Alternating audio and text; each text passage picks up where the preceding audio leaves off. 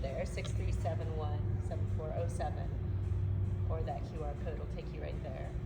And so my first question for you guys today, for you ladies today, is what age groups am I talking to? When we're talking about menopause, we talk about the menopausal transition. And so in the literature, this is broken up into kind of pre-menopause, before 35 roughly, perimenopause, postmenopause. And then I know that age is a sensitive question, so that fourth option there is I'm a warrior and a goddess whose age defines, whose existence, what did I say? It was clever. Whose existence transcends the parameters of time and space. So feel free to go through too. All right, so it looks like we're split pretty evenly between that perimenopause and thank you for my warriors and goddesses. Split pretty evenly between perimenopause and that postmenopausal period. So just keep that in mind as we go forward. But I always think that when we talk about statistics and prevalence data, that it's nice to kind of know what we're experiencing for the people around us. I think it has a little bit more of a normalizing effect. So I wanted you guys to know who you're with today. All right, so to that end, just here's some experiences that we might have had in the last decade or so. So common experiences in menopause: brain fog or memory challenges, changes in mood or irritability, increased anxiety, sleep disturbance, or hot flashes. So these are motor symptoms. I think this is so fun to watch the data populate and work out on this. So thank you for humoring me.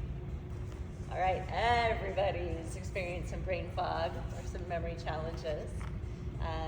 Close second there is changes in mood or irritability. I'm not alone on that one, I love it. Increased anxiety for about half the group. Sleep disturbance coming in third, and hot flashes or those vasomotor symptoms coming in. What's that, fourth, I guess.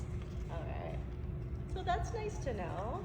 You feel like you're losing your mind and you can't remember where you put down your cell phone, even though it was only a moment ago.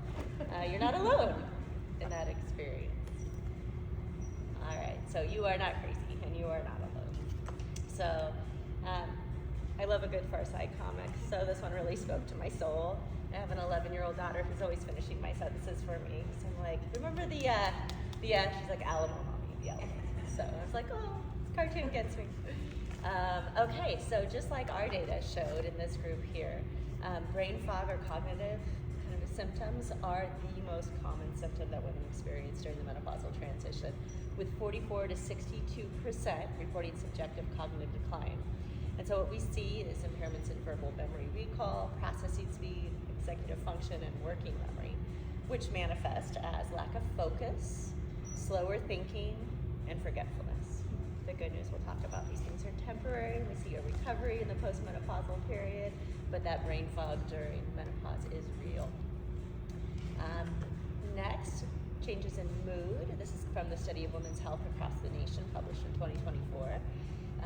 Women have 2.5 to 4 times higher chance of depression during perimenopause, with about a quarter of these women experiencing clinically significant symptoms. So I think that's pretty important to recognize that if we look at 4 times higher risk for a woman during this period, we think about a 15-year period, to experience depression or clinically significant depression. And it peaks during late perimenopause and early postmenopause. So for all my 50-year-old ladies around that period, we're at highest risk right now. Lucky us. So what we're noticing here as we kind of watch the incidence of anxiety and depression throughout the menopausal transition is that there's this window of vulnerability. And it's really related to the instability or the fluctuation in hormones more than it is kind of base hormone levels. So lots of times when women go in to say, like, am I in menopause? They'll look at, like, where's my estrogen? And it's like, well, we can't test that because it's all over the map. That's what menopause is. And so some of us have a little bit more sensitivity to that transition or that instability than others. So when we're talking about mood and depression, I always just want to give a little plug to hypothyroidism. We have lots of common symptoms. So it is also highly comorbid in women of this age. So we want to make sure we rule out hypothyroidism if we're worried about depression as well. All right, more you're not crazy and you're not alone menopause symptoms. Increased anxiety. So about half of us reported increased anxiety or irritability. And that's exactly consistent with the data. Look, we have a nice little normative sample here. So 51% of women report irritability, nervousness, or frequent mood changes. And that's at greatest risk for people with a prior history of mood or anxiety disorders. So if maybe you experienced anxiety or panic earlier in life, or you have a past diagnosis of panic or generalized anxiety disorder, you're going to be most at risk for anxiety, irritability, mood shifts during the menopausal transition. All right, what did we say for sleep? How was everybody doing on sleep? Remind me here. 70%. Okay, that was pretty good. Men and I are always talking about sleep. So I know that's a struggle. It's a real struggle. So it's right up there with brain fog in the literature. About 64% of women report disturbed sleep. And this is a really important one because, as we'll talk as we go on, sleep is a primary mediating factor for cognitive and mood changes.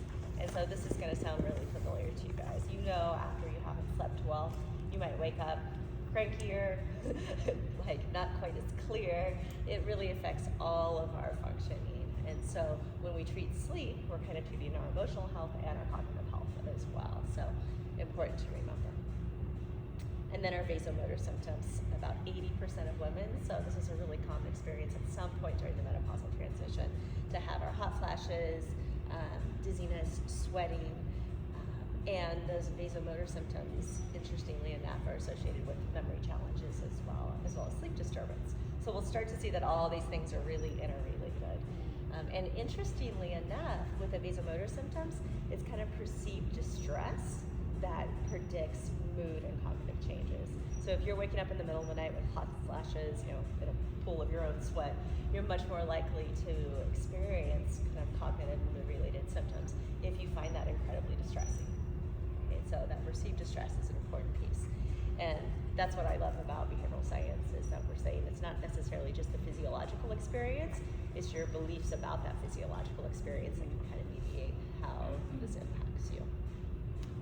Okay, so women with vasomotor symptoms are 1.5 to 2 times more likely to report depressive symptoms. So we see kind of a bidirectional arrow there. All right, so this part feels a little depressing, so hang with me here. It's kind of like, oh, I didn't know all that was going on. But I actually think it's really validating to look at what's going on in the brain, because sometimes we just feel like, gosh, why am I so stressed out? Or why am I so irritable? Or why do I want to kill my husband? And it's like, well, there are neurobiological bases to these things. This isn't just us doing a poor job coping with life. And I think, I don't know, if you're like me and most of the women I know, the first thing we say is like, what am I doing wrong, right? And I like to say, there's a neurobiological substrate for this. This isn't just like your personal shortcoming. And all women in this phase are going through these changes in the brain.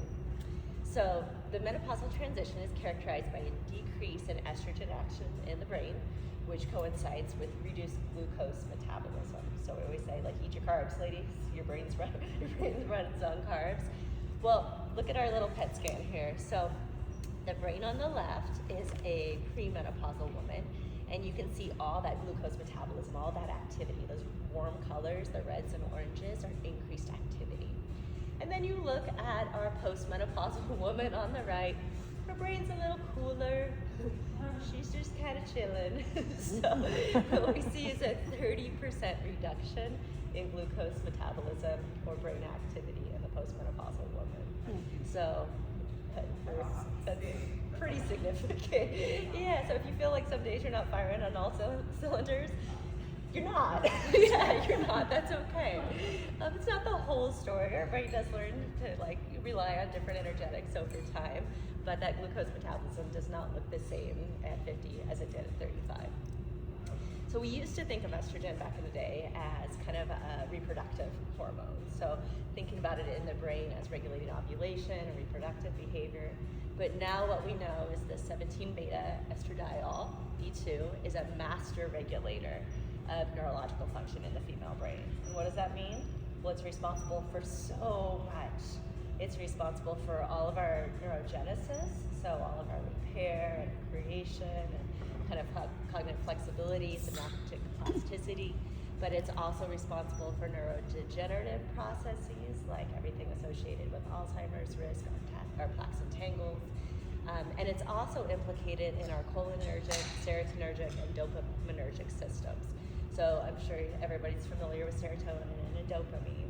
So if you think about kind of estrogen acting on those symptoms, all of a sudden, attention, concentration, focus, mood, right, motivation, all of that, even GI symptoms. You know that as estrogen's acting in the brain or has decreased action in the brain in those regions, of course, starting to make sense that we're going to experience these symptoms in menopause. This one spoke to my soul. I thought everyone might appreciate this one, which is we also have compromised stress regulatory systems during the menopausal transition due to this decreased estrogen action in the brain. And what that means is we have a sustained increase in cortisol. So as our cortisol is just running a little bit higher, we'll see an overactivation of the stress response system. So if you've I couldn't open the garage on the way out today, and I was like, I'll just go out the front and open the garage and get it. I couldn't open it. I was like, and I was like, that was a strong reaction for not being able to open the garage door. And it's like, oh, cortisol's high. We're just ready. We're just ready to be stressed out. And so I think it's nice to know neurobiological substrate for that. All right, so if reduced metabolism wasn't depressing enough, we also have some brain atrophy. So we have reduced gray matter volume in the brain. So we're actually seeing some shrinkage in gray matter, particularly in the hippocampus, which is responsible for forming and storing memories. So if you can't remember a name or what a word is or something like that, explained here by this. Also, some portions of the medial prefrontal cortex, in particular the anterior cingulate cortex, and the amygdala, which is kind of our bridge between emotion and reason. So what we do is we use our prefrontal cortex to regulate our amygdala, so we don't attack someone, so we don't road rage. We go, no, that's not okay. It's not okay.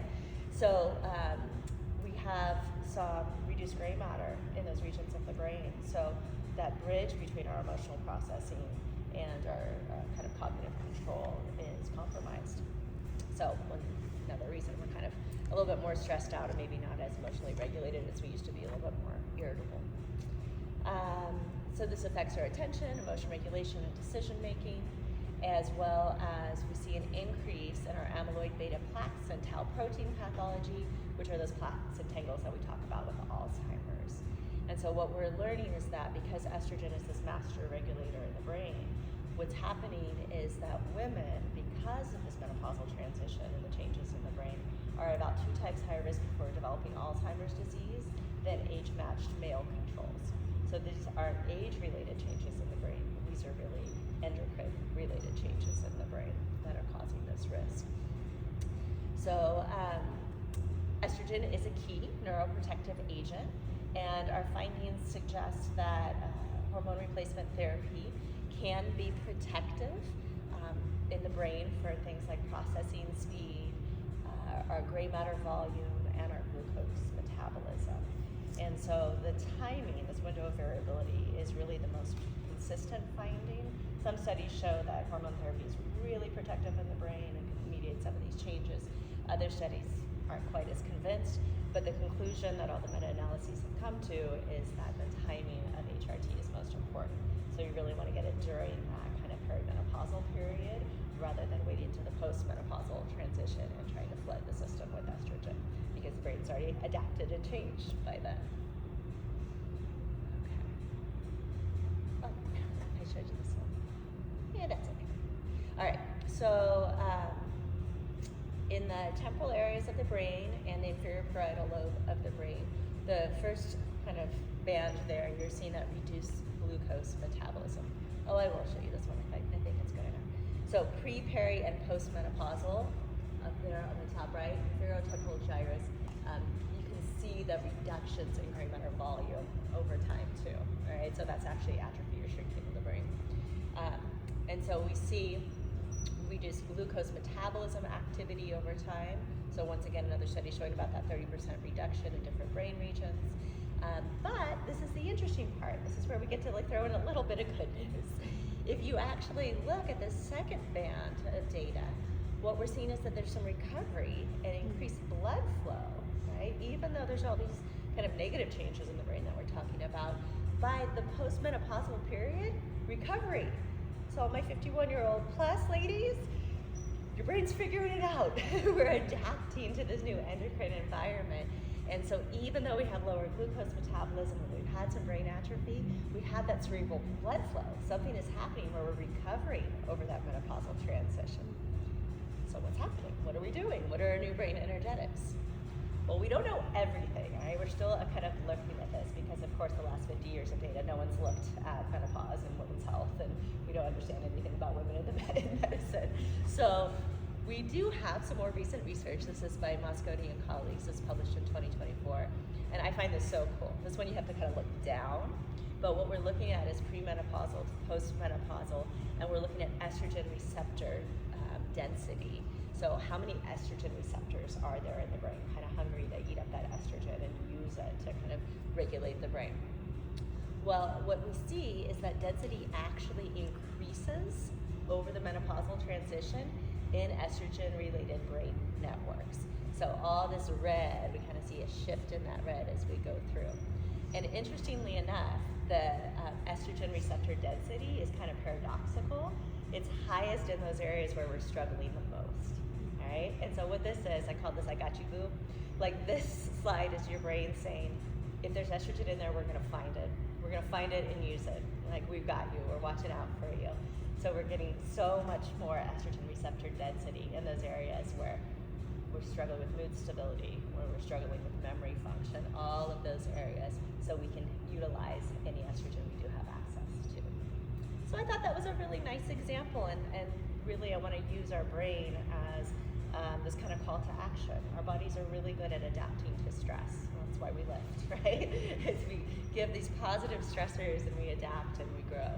And so just as our brain is trying to figure out what to do in this new endocrine environment and how to adapt and function and recover over the menopausal transition, I think that's our call to action. We have all these neurobiological vulnerabilities, but they're not the whole story. What can we do behaviorally as this call to action to adapt and adjust and gain new flexibility, gain new skill, gain a new approach or new perspective on life? Okay. I don't think that was the next slide. That one got out of order. Oh. Okay, let's go to this one. Okay, so back to your phones.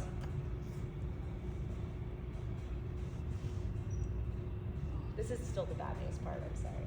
So first we have our neurobiological vulnerabilities, and those are kind of out of our control. That's just what's going on in the brain.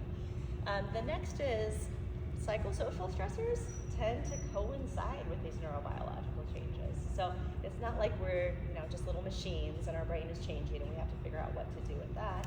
But this is also a pretty complex phase of life for most of us.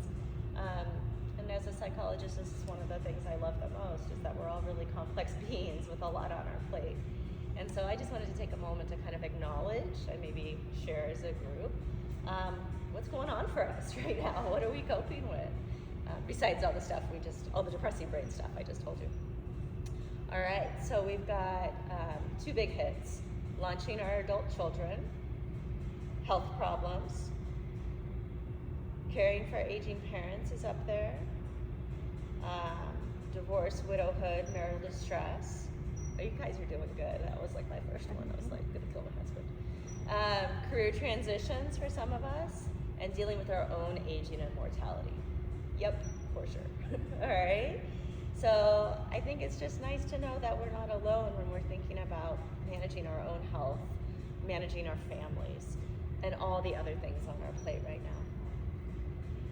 And so what I want to acknowledge, I practiced this talk a couple days ago with my husband, and I was like, so role overload for women in this period means we're managing our professional lives, our marital lives, our caregiving responsibilities, taking care of our parents, raising our kids, getting our kids out of the house, making sure they launch, right? All of these sorts of things. There's so much that we're dealing with 30% reduction in brain functioning. So there's a lot, and sleep deprived and all the other things. So there's a lot on our plate. We also have to think about, I always say, like the soil we're planted on. We also have to think about like the cultural beliefs around aging and what does it mean for us to be moving from young fertile women into our like age of wisdom, right? And does the culture support that? And so this is why I think it's so important to be in groups like this and communities like this where we're like celebrating each other and supporting each other. Because what we found is that in non-Western cultures with more positive cultural narratives around aging, women report lower rates of depression and anxiety. If society doesn't tell you that all your value just went out the window when you're no longer, of reproductive age, you might feel a little bit better about yourself, right? So surround yourself with ladies who know the truth. And this is important to kind of acknowledge our psychosocial stressors, all the other things that are going on in our lives. Because for some of us, this is, pretty pronounced. Our psychological resources can be depleted by these stressors, particularly for those of us who have a history of premenstrual dysphoric disorder or postpartum depression, those of us who've experienced chronic stress or any trauma or adverse childhood experiences. And what we know is our epigenetic data has shown us that the sensitivity of those neural circuits in some women are much more responsive to the hormonal instability rather than those baseline estrogen levels. So the menopausal instability is going to hit us a lot harder. So it's just important to recognize for the individual. And what we know is that the number and perceived impact of recent negative life events can predict things like depression independent of our hormones or our vasomotor symptoms. So this mind-body duality, if you say, well, like we just read your blood work, we can know, like we can predict depression. It's like, no. We can have the exact same physiology, and how we view our life stressors is going to affect whether or not we develop a depressive disorder. So we have power. All right, so individualized approaches to treatment when we're thinking how to best support ourselves and those we love is to consider the background, community values, and personal lives of the women that we're dealing with. So here's beautiful Mena doing some yoga at the lake. All right, so this is my bread and butter. Psychosocial factors can buffer the impact of hormonal fluctuations on mood, potentially offsetting biological risk factors. So all that depressing stuff at the front end about like how our brains are changing and we're going through all this life stuff, it's okay. This is our call to action. There's so much we can do. Behavioral science for the past 70 years has a deep, well-established evidence base of things we can do to help. And so what we're going to touch on today is sleep, our brain health, and stress and mood management. And behaviorally, what can we do day in, day out to develop psychological adaptability and resilience, just like our brain is learning adaptability and resilience. This feels like me on any given day. This is the middle school for the gifted. Sitting there with a big old poolside, and I'm just pushing away. So sleep is our holy grail. It is our primary mediating factor for cognitive and mood changes. And I won't spend a lot of time on this slide, but when our sleep is compromised, everything is compromised. It affects our physiological health, our metabolic health, our immune functioning, our brain health. Learning is consolidated, and our brain is cleared of those amyloid proteins when we sleep. So if we're not sleeping well, or waking up in the middle of the night in that pool of sweat, whatever it may be, that's definitely taking a toll on our health. So taking care of our sleep is taking care of our psychological, physical, and neurological health. I had to go back to where my little slide got out of the way. That's a good thing to prioritize. Absolutely. That's why it's first in line here. As I'm like, if we take care of sleep, we're taking care of everything. So if you take one thing from today, it's your sleep hygiene, that will serve you well. All right, so we're going to aim for 7 to 9 hours of sleep per night. And what I like about thinking about sleep is it's not just what do you do between 10 p.m. and 6 a.m. It's what do you do throughout the course of the day. So throughout the course of the day, you can have an impact on your sleep.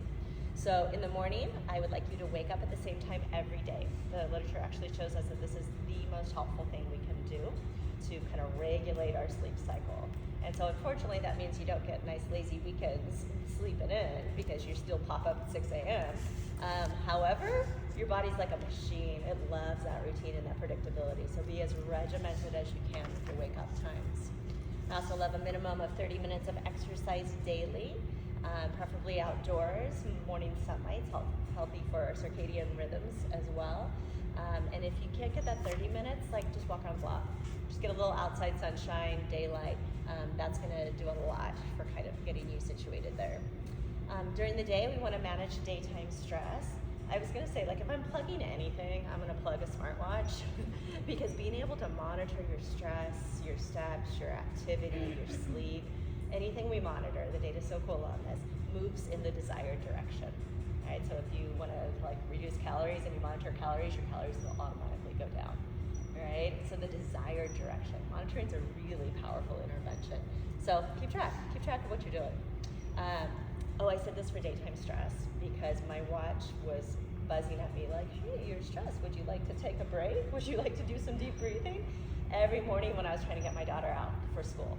And I was like, come on, let's go. And my watch is like, you seem overwhelmed. Thanks.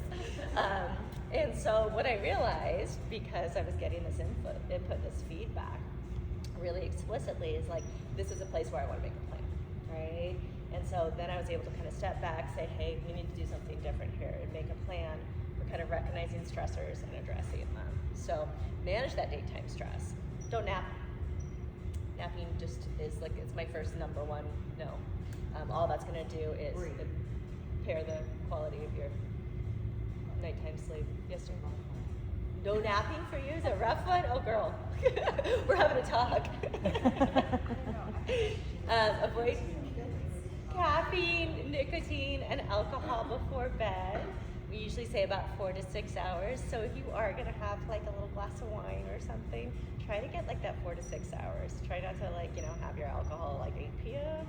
because that's gonna definitely impair your sleep. Usually about 4 to 6 hours after that drink, you're gonna have awakenings. So if you're gonna like treat yourself a little earlier in the evening, please. And then avoid electronics 1 hour before bed. We encourage daytime drinking. Exactly. Dr. Moore recommends daytime drinking. All right, and then when we get to bedtime, establish a bedtime routine, a relaxing bedtime routine to cue sleep. So you can use an app, you can do some meditation, you can read, you can take a warm bath or a hot tub or a shower, but kind of get into that little like, all right, sleep's coming up in about an hour, we're winding down. And our bodies are machines, they love to know what's coming. And so if you can kind of cue, think about how we do it with our babies, right? We give them the bath and then the story and then the song, like we deserve that. We need that same routine. Go to bed at the same time every day.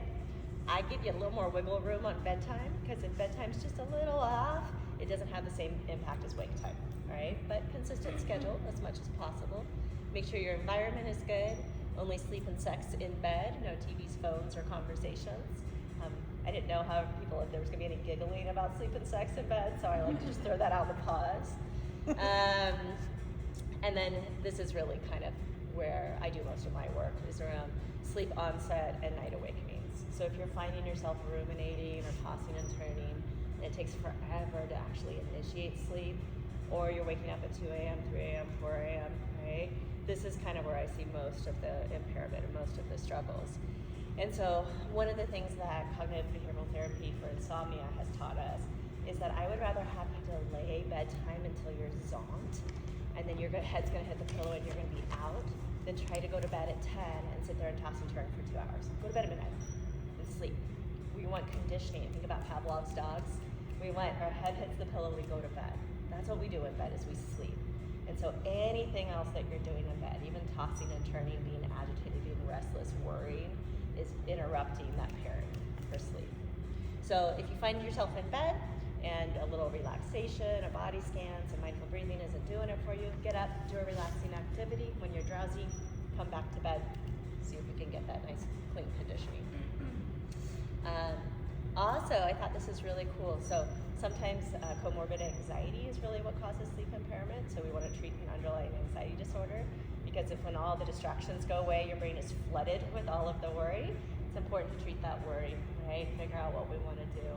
I told my daughter that you have to put up the we're closed sign for worry at bedtime, because if worry comes knocking, we say, oh, I'm sorry, we'll address you during business hours. We're sleeping now, right? This is not when we worry. Concrete little kids at work. She's like, okay, sounds good. I'll just be like, sorry, we're closed. And so one of the things we worry about often, that's one of the biggest worries that impairs sleep, is like we look at the clock and we go, oh my God, I'm only gonna have 4 hours, right? And think about doing that mental math. Think about the alertness, the like, you just shifted away from sleep every time you start worrying. So my first intervention is get that clock out of the room, turn it, just like, I leave my phone in the other room and there's no clocks in the bedroom. I do not want to know what time it is when I wake up at 3 a.m. Because then now I have to think about that and then what's gonna happen the next day and how I'm gonna be a train wreck and like, wake up, go, roll over, go back to sleep, okay? So let's make sure we're not catastrophizing about sleep impairment. Remember the newborn ages? Like, oh my gosh, I was like, how am I still working? I slept like 15 minutes last night. I'm like, I'm very proud of my functioning. It's not gonna be a catastrophe if you have one bad night.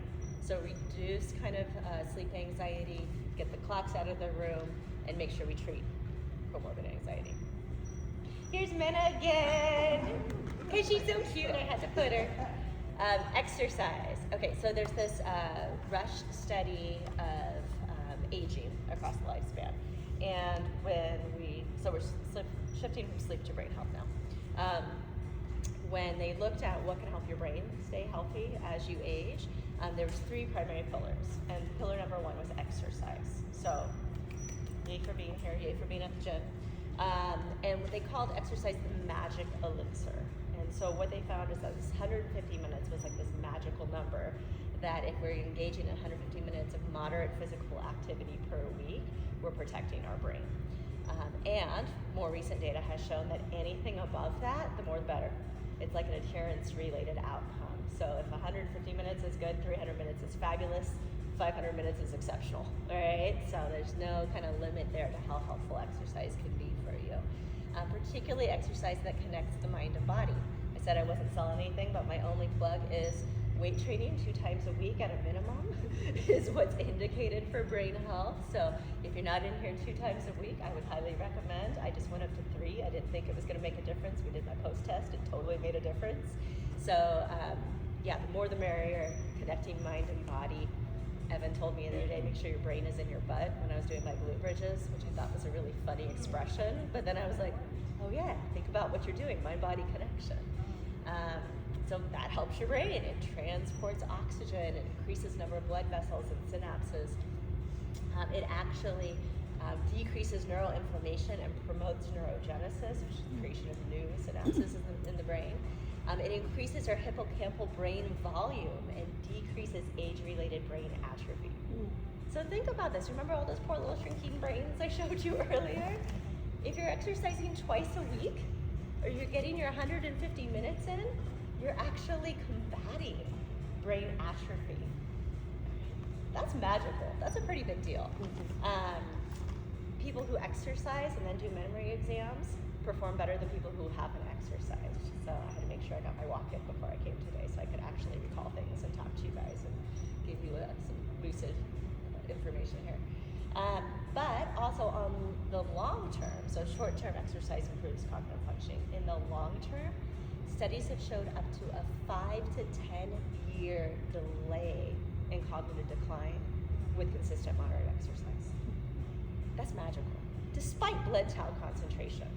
So we look at brains, and they have the exact same Alzheimer's risk pathology.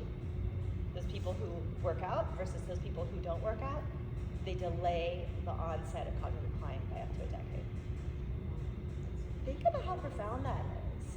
I worked with patients with Alzheimer's disease for a very, very long time and their caregivers, and I imagined like if I could buy them a decade. Like, here's me shares. That's powerful stuff. If you don't use it, you lose it. So learn the instrument, learn the new language, take the different route. Minna laughs at me. I'm like, I drove a different way to the gym today. She's like, I don't get it. I'm like, no, cognitive stimulation. You gotta shake it up. If you don't shake it up, you don't get that new stimulation. You have to activate the brain, get that blood flow, all that good stuff. And this strengthens our neuroplasticity, neurogenesis, neural efficiency. And once again, we see, I love it, like do a puzzle and delay Alzheimer's by 5 years. I'm like, I'll get a puzzle out. That sounds like a good deal. And then this is another one where I get to give you guys kudos. The third pillar, so exercise, cognitive stimulation, and social contact. So the third pillar in protecting brain health, they say it's this strategic, comprehensive defense. When you do all these things together, you get even better outcomes than you do any one, is to be active, socially engaged. So dine, travel, entertainment, volunteer, go to church, join your clubs. People who have close friends and family, those that they can confide in, feel at ease with, ask for help, are less stressed, less lonely, have more serotonin and dopamine available in the brain, experience a 37% reduction in dementia, and delay diagnosis of Alzheimer's and improved quality of life. So better global cognition with social activity and support. So I just think this is really neat. I mean, this feels like such good grandma advice. Like I have a handout for you guys back there, and it's like exercise and get your rest and eat healthy. Do all your things. Staying with your friends, right? But it turns out that staying cognitively stimulated, staying physically active, hanging out with people that you care about and feel good around, this is brain-based intervention. I always say you get better outcomes and longer lasting outcomes than with pharmaceuticals when you do these sorts of things. So it's pretty powerful. I thought I'd throw a little dietary stuff in here because it just feels like that's behavioral. That's something easy to do. I made a Mediterranean barramundi last night, and it had like all these yummy little veggies, and it was like this little rainbow and some like garbanzos, and I was like, I'm eating Mediterranean because it's good for my brain. So the Mind diet is this kind of combination of a Mediterranean diet and a hypertension diet. And basically it's minimally processed plant-based foods, omega-3s, berries, fish, leafy greens, nuts, olive oil. I just think like Greek food. Sounds delicious, right? Turns out, super good for your brain. Improves memory, focus, reduces brain fog. And the neatest part of this diet, I love kind of just having a framework rather than a diet, is that improvements in cognitive function were directly related to degree of adherence. So this is such a cool finding. So if you're incredibly adherent to this Mediterranean diet, and you have a cute little, okay, I love this pyramid because they're dancing at the bottom. So I love any diet that includes dancing. That sounds great. But if you're incredibly adherent to this diet, you have about a 53% reduction in brain-related kind of decline. And if you're moderately adherent to this diet, you have like less so. And if you're minimally adherent to this diet, you have less so. So it's kind of like exercise. Our bodies are so adaptable. Anything you give it in the right direction is going to improve. The more you do, the better it is, right? So you don't have to be perfect. And I love anything where you don't have to be perfect. It just sounds way easier. Thought we might also want to talk about creatine because I just anticipated someone asking me something about creatine, so I want to put it in here. So creatine has been shown to be incredibly effective for brain energetics, particularly during this period. We're trying to figure out what is our brain utilizing now if it's not utilizing glucose because the estrogen isn't available. Creatine has been very, very helpful. And we've known for a long time it's helpful for cardiovascular health, bone health, exercise performance, and strength, including skeletal muscle size. But what we're learning now is that it's actually very helpful for cognitive function and emotional functioning. There is some data that creatine might actually be helpful in reducing symptoms of depression, as well as enhancing things like reaction time. So I just take my little creatine and I throw it in my coffee every morning and mix it in. Don't even notice it's part of my routine. I like to think that it helps me think clearly and maybe be a little bit more balanced. If there's one supplement that you're going to do, it should be creatine. It's the one I don't vary. Like I never, I do when I travel, I take it in a plastic bag. It's just like white powder with me in a plastic. I'm like, no one will look at this weird, will they? Like, go ahead, test it. All right, so we did sleep, we did brain health, and now we're moving on to stress and mood. And so this is where my giving fewer fucks comes in. So what is stress?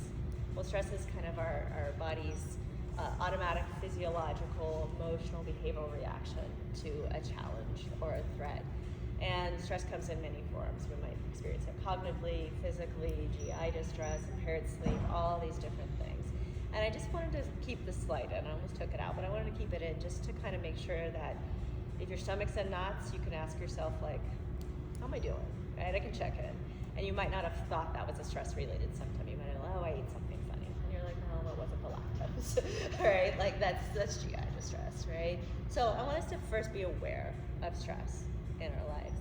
And then one of the really neat things is that stress beliefs, not stress itself, is the primary mediating factor for kind of physiological and emotional distress.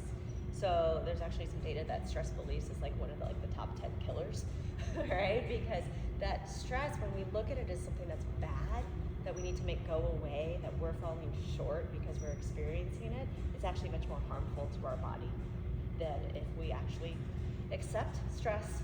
It is what it is. It's a natural part of life. It's adaptive. It's here to help us rise to the occasion. So the first thing we've got to do is accept that we're going to be stressed, ladies. Our poor little cortisol's through the roof. It's going to be part of the game. So if it's part of the game, we got to figure out how we're going to take impeccable care of ourselves so that we can be the best versions of ourselves regardless of stress being present in our life. So first thing is calm body leads to a calm mind.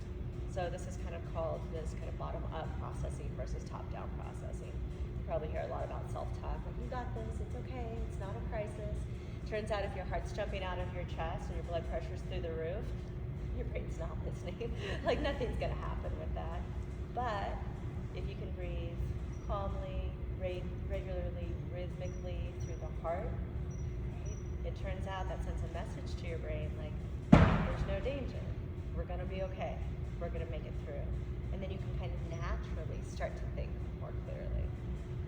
So relax your body first. You can do progressive muscle relaxation. I turn my daughter gold. We start with toes and work all the way up to the top of her head every night before bed. And we just focus on a body group. You might tense it and then relax it. Turn it gold, move on to the next. Falls asleep like that.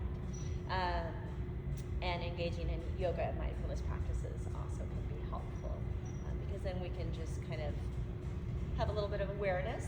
Breathing in, I notice that I am stressed. Breathing out, I let go of what no longer serves me. All right, so I want us to recognize it's here, but recognize we don't have to hold all of it. We don't have to carry all of it.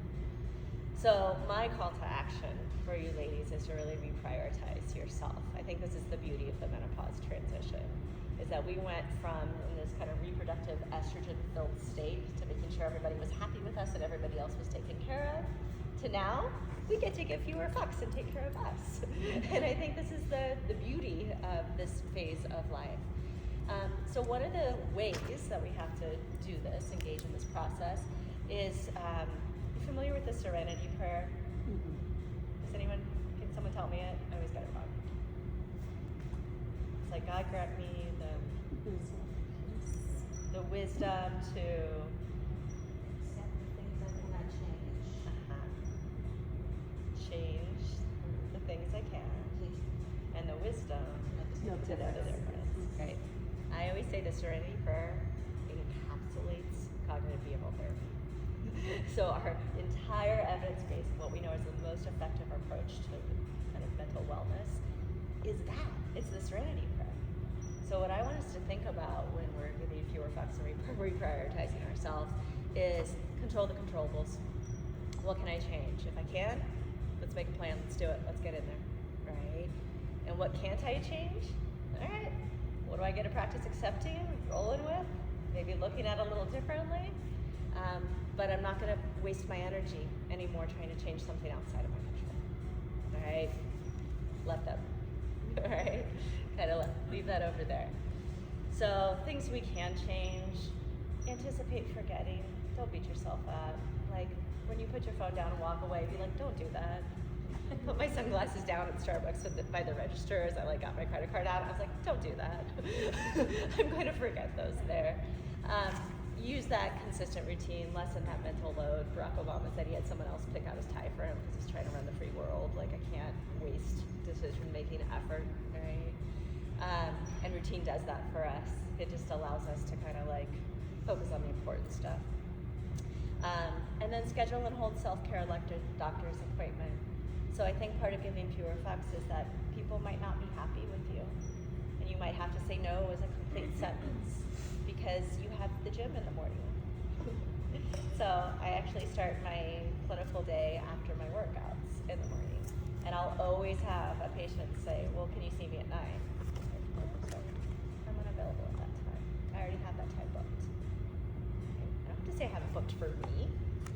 But now I do. See, this is the giving fewer fucks part. Now I'm like, nope, I'm sorry, that's my lift and nothing moves. That time is protected for me, for my well-being, and so I can show up and be the best version of myself for my patients. So yeah, it's okay. Set that boundary. Another way that we can control the controllables is that when we kind of move from problem solving about how do we handle the things that we can't control to acceptance, sometimes we have to make sure that we're not kind of being hard on ourselves. And the favorite one here with the little poop icon is shoulding. Don't should on yourself, right? We have a lot of rules for how we should be in the world, right? And sometimes just switching that to like how I could be. Well, I could do that thing today, but I don't know if I should. That's somebody else's expectation for me, right? I get to choose what serves me best in this moment. So I love, these are called cognitive distortions, and we engage in identifying cognitive distortions and engage in restructuring in therapy. So if you haven't heard of cognitive restructuring, highly recommend a Google search. This is my happy place. I think this terrifies Mena whenever I talk about this, but I'm a long distance paddler and a stand-up paddle racer, which is like the goofiest sport in the world, but I adore it. And so I've done like 6 crossings of Lake Tahoe. It's 22 miles from South Shore to North Shore on my paddleboard. And we do it in like 3 hours. It's like a marathon for your arms. It's really silly. But when I'm out there, I don't have a cell phone on me. Nobody can call me. When I'm out there, I have bald eagles flying over. I saw deer swimming through the bay once. Spending time in nature, taking care of you, actually cuts perceived stress in half. Right? So that's a pretty big deal. So stay physically active, do it outside, do things that make you feel happy and good and are productive. And what I say is depression-proof your life. When you have your good social support in place, when you have your exercise, your time in nature, you're avoiding alcohol and other substances that increase long-term stress and reduce stress resilience, you're in good shape there. And so all of these things together, all of these things that I'm talking to you ladies about, what our goal is to increase psychological flexibility and psychological resilience. So when we can accept things as they are, release what doesn't serve us, take action when we can make a difference, our life is filled with pleasure, productivity, self-care, beautiful social support.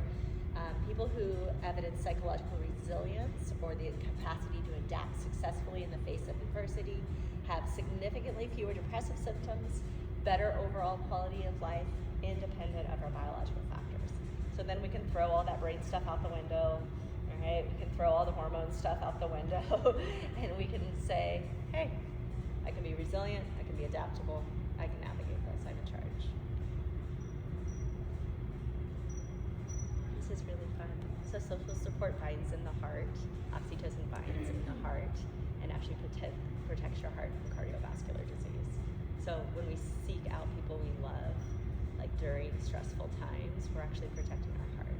So it's just a beautiful slide. I have a lot I want to say, but I did an awful job on time management because I get excited about this stuff. Social support is a critical moderating factor in navigating the menopause transition. So share your feelings with someone you love. Women rely on their female peers to normalize the menopause transition experience. With strong social connections, you experience fewer depressive symptoms, increase overall adjustment to menopausal changes. So ask for support, reach out strategically, ask for practical support, emotional support, and provide support to others. So this is my thank you slide. This is thank you for being here, thank you for participating in this activity, thank you for being part of the gym. Because this community, supporting each other, being here with each other, sharing even your answers about your menopausal experiences with one another, that's a health intervention, right? When we're doing that, we're releasing oxytocin, it's binding in our hearts, we're protecting our cardiovascular system, we're protecting our mental health. So you guys are engaging in an intervention, just being here. So I think that's very cool. also lots of evidence-based treatments if you think that additional professional support would be helpful for you, or if you have anyone you know is in a crisis, there are some resources here for you. You guys can access this on your phone at that Menti app. All the slides are there, and then also has all the handouts for you. Okay, very, very last thing. What will you do today to prioritize yourself? How can you take care of you? Because I always like to give a little homework assignment. Any good therapist will make sure that you take your knowledge and translate it to action. Oh, check you out. How fun are you guys?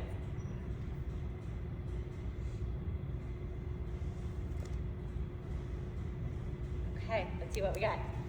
So, exercise is our number one. So proud of you. Okay, give myself permission to relax. Oh, thank you. That's an act of defiance. I like that one. And then we have a little spread around spending time with friends, going easy on myself, practicing self-compassion, and treating myself to and enjoying a wonderful, healthy meal. Those all sound like fun things to do. It's a lovely weekend, ladies. Nice job. Okay, so thank you so much for your time, and any quick questions, happy to entertain those. Oh, and I also, if anyone wants to go to all the original material, I've got 4 pages of